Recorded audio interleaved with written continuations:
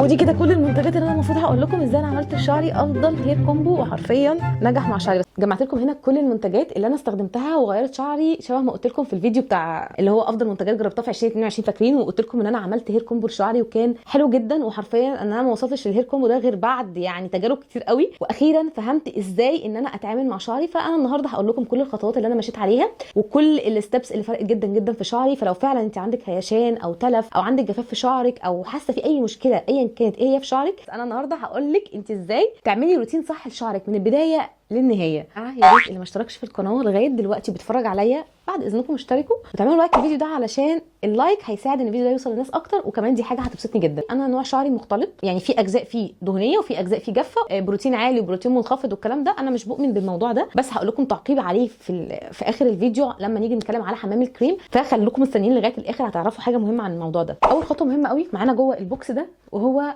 الشامبو. خليني بس الاول اقول لكم ايه رايكم في البوكس. يا جماعه البتاع ده انا كنت عاملاه من حوالي 3 سنين وعزيز عليا قوي الصراحه، بحبه، بحسه كده كيوت يعني. نرجع لموضوعنا. لو انت الشامبو بتاعك مش جايباه كويس شعرك هيبوظ، وده للاسف اللي مخلي معظمنا شعرنا بايظ بسبب ان احنا مش بنستخدم شامبوهات تكون طبيه. بصوا انا دي كل الشامبوهات اللي انا جربتها الفتره الاخيره، سواء كنت هتجيبي الشامبوهات اللي انا هقولك عليها او اي حاجه، احنا النهارده انا بعلمك ازاي تعملي روتين وبديكي ترشيحات للمنتجات اللي انا جربتها. فمش شرط يعني تجيبي نفس المنتجات. الشامبو الطبي بيفرق معاكي في ايه؟ من واحنا صغيرين للاسف ما كانش في ثقافه ان احنا نجيب شامبو طبي، فبالتالي كان بنستخدم اي شامبو موجود عندنا في الحمام، وده اللي خلى معانا شعرنا في المرحله اللي احنا فيها دي هايش وتالف ومقصف، لان احنا ما كناش فاهمين النقطه دي. الشامبو اللي مش طبي بيبقى فيه كيميكالز كتير جدا، وده كنت قايلاه على الانستجرام. الكيميكالز والمواد الكيميائيه دي بتبوظ الشعر، بتشيل الزيوت الطبيعيه اللي بتكون موجوده في الشعر، وبتلاقي انك ممكن تكون شعرك مثلا من سنتين كان ناعم وحرير، وفجاه الشعر بتاعك بقى تالف وهايش ومتقصف وانت مش فاهمه ايه اللي حصل. اقول لك طب عملتي صبغه؟ تقولي لا. عملتي فرد؟ لا. طب انت استخدمتي اي حاجه غلط على شعرك؟ تقولي برده لا. فبيكون اول حاجه ان احنا استخدمنا شامبو ما يكونش طبي. كلمتكم عنه كتير قبل كده، ريفو من الشامبوات الكويسه جدا ومناسب للناس اللي شعرها جاف قوي، لانه مش بينشف الشعر خالص، هو بيرطب الشعر قوي وبيدي ريحه حلوه للشعر. تاني واحد هو فيتوفا شامبو، من الشامبوات الحلوه برده للناس اللي شعرها متوسط، لا اللي هو جاف ولا اللي هو دهني، كويس قوي، وخصوصا للناس اللي هي بيكون عندها قشره في شعرها، انه بينظف اقوى من ريفو. فانت على حسب بقى شعرك بتبداي تختاري. اخر شامبو بقى جربته وكان من فتره قريبه هو شامبو جولونج من شركه هير ديلي.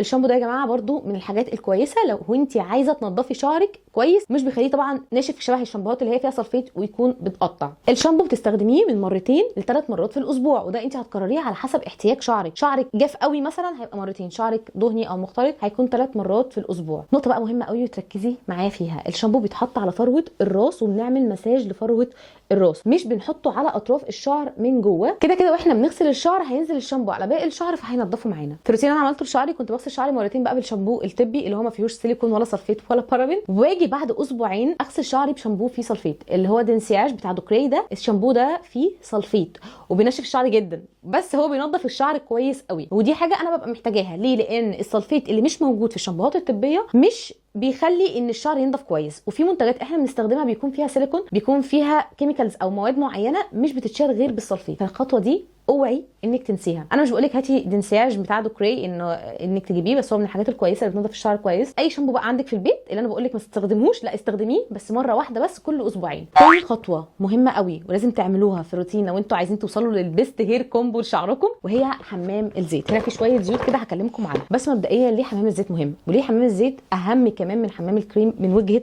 نظري. بحس ان حمام الزيت بيدي ترطيب اعمق، وبحس ان هو دايما بيبقى مناسب لجميع انواع الشعر. مش عارفه ليه، بحس ان هو فعلا بيفرق مع كل الناس، وخصوصا لو انت شعرك تالف او شعرك جاف او شعرك هايش. حمام الزيت هتلاقي النتائج بتاعته اسرع واوضح من حمام الكريم. عندك بقى ما علينا، هو بتاع البامب بتاعتها البامب وقعت. في زيوت بتكون طبيه موجوده في الصيدليه تقدري انك تجيبيها وتعملي بيها حمام الزيت. استخدمت انا بقى في الهير كومبو بتاعي صراحه فيتوفا ده كدهان للشعر وكحمام زيت، وفي وصايه برده هير اويل ده من الزيوت الخفيفه. ويفرق ايه زيت خفيف عن زيت تقيل؟ الزيت الخفيف بحسه مناسب لجميع الناس، بيمتص بسرعه، مش بيسيب اي ملمس ملزق او دهني على الشعر. عندك بقى اختيار من الاختيارين، ودي نقطه بتفرق. انت ممكن تحطي الزيوت دي على شعرك قبل الشامبو خالص، بحيث ان هو يحميكي من الشامبو ويحميكي كمان من الميه النازله من الحنفيه، او ان انت بتغسلي شعرك بالشامبو اللي هو يكون جواه سلفيت مش الشامبو الطبي اللي ما فيهوش سلفيت. وبعد كده بتمسكي كميه مناسبه من حمام الزيت بتحطيهم في اي طبق وتحطيه على مثلا براد او تعملي حمام مريم او تدخليه في الميكرويف بحيث ان الزيت يسخن شويه، وتاخدي الزيت ده بقى توزعيه على كل شعر بكميه حلوه جدا من الاطراف من قدام من غير ما تدخلي على فروه الراس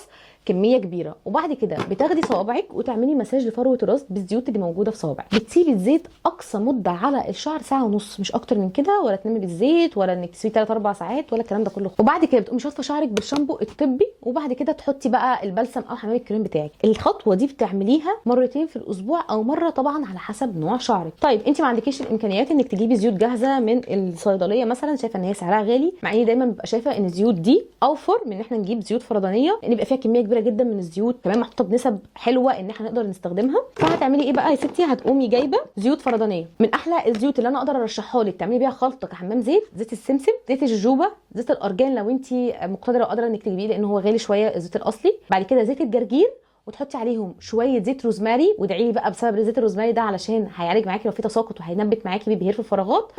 وبنفس الخطوات اللي احنا قلناها هتعمليها برده بالخلطه دي على شعرك. نخش على الخطوه الثالثه، وهنا حمامات الكريم اللي انا استخدمتها. هقول لكم حاجه يا جماعه، انتوا مش لازم تجيبوا بلسم وحمام كريم، انتوا ممكن تجيبوا يا بلسم يا حمام كريم، والاثنين هيأدوا نفس الحاجه. حمامات الكريم بقى اللي انا جربتها وهي ريفون برده، وهير ديلي اللي هو جوه ثيك، واخر حاجه اللي هو الفيتوفا. النقطه بقى بتاعه البروتين العالي والبروتين المنخفض هقولها لكم دلوقتي. فيتوفا وجوسك الاثنين فيهم بروتين. جوسك فيه 4 انواع بروتين، وفيتوفا فيه نوعين بروتين. فلو انت حاسه ان شعرك انت بقى بتقولي ان هو فعلا محتاج بروتين، فدول هيبقوا بيرفكت بالنسبه لك. وطبعا جوسك هيبقى اقوى من فيتوفا شويه، وده على حسب احتياج شعرك للبروتين. ريفو ما فيهوش بروتين خالص، كله زيوت طبيعيه بترطب الشعر بعمق. فبالتالي لو انت حاسه ان شعرك البروتين بتاعه عشان ما بتقولي منخفض، فريفون هيكون معاكي في حمام الكريم احسن. ورغم كده يعني رغم ان انا حبيت ريفون احسن عشان انا حسيت ان شعري ما جاش مع حمامات الكريم اللي فيها بروتين، رغم كده ان انا جوسك الكريم بتاع الشعر اللي هو الليف ان كونديشنر كان تحفه مع شعري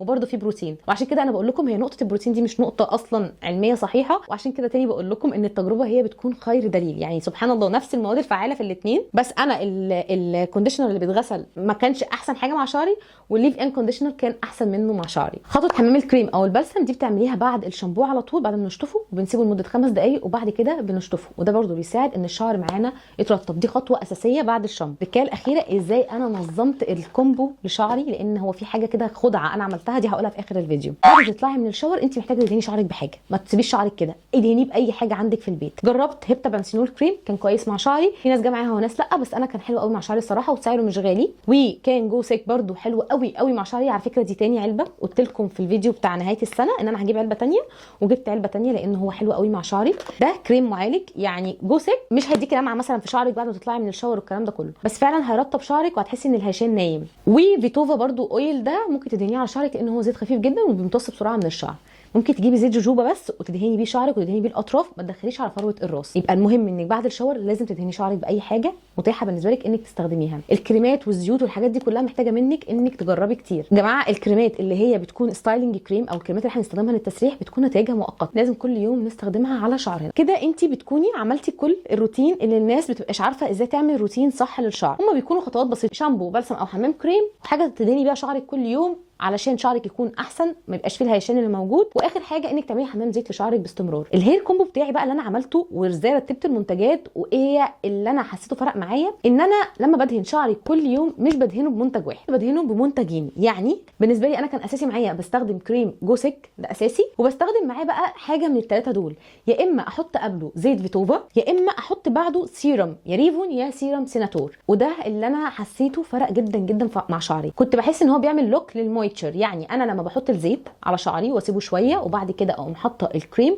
بحس ان انا عملت كده ترطيب مضاعف للشعر، مش باجي جنب فروه الراس علشان ما يحصلش معايا قشره او بيلد اب للمنتجات. وده كان فعلا يا جماعه بيدي لمعان شعري تحفه قوي طول اليوم وحياه ربنا. تاني حاجه كنت بحس ان انا شعري الهيشان اللي فيه قليل. تالت حاجه بحس ان انا شعري مترطب. فجربوا انكم تجيبوا زيت خفيف شبه الزيوت دي، او انكم اي زيت بقى عندكم، المهم انكم ملمسه خفيف، وتحطوا بعدها الكريم المرطب على الشعر وشوفوا هيكون معاكم نتيجه عامله ازاي. بعض الاوقات بقى كنت بستخدم الكريم وبعده بشويه احط السيرم. السيرم بيبقى خطوه فوق الكريم علشان يعمل شبه عازل كده فوق الكريم، فيخلي الشعر يمتص الكريم اكتر والاقي من الكريم نتيجه افضل. وبرده السيرم بيدي لمعان للشعر، ودي فايده السيرم. يعني لو انت عايز تدي شويه لمعان لشعرك حطي سيرم على شعرك. وده كده بالظبط كل الخطوات اللي انا بعملها لشعري من اول البدايه لحد النهايه بكل المنتجات اللي انا بحبها. وفعلا الخطوات دي هي اللي فرقت جدا جدا في شعري الفتره الاخيره، وحسيت ان انا اخيرا فاهمه شعري هو عايز ايه. اتمنى يكون الفيديو عجبكم، ما تنسوش انكم تعملوا لايك، ولو فعلا حبيتوا الفيديو شيروه مع اصحابكم.